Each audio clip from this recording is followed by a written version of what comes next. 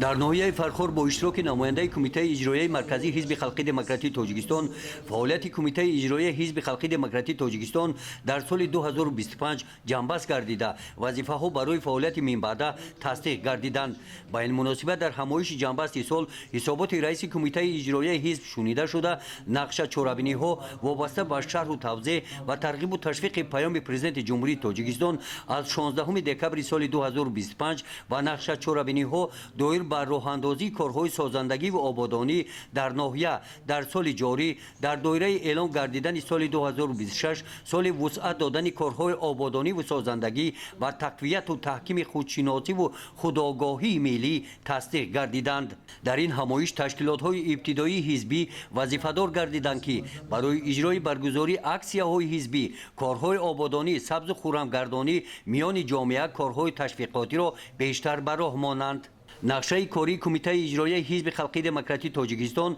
در ناحیه فرخور برای نیم ساله یکم سال 2026 تصدیق کرده شد. در قسمت مکافات سپاری برای فعالیت باثمر رئیسان بهترین تشکیلات‌های ابتدایی با سپاسنامه‌های کمیته اجرایی حزب خلقی دموکراتی تاجیکستان قدر گردیدند.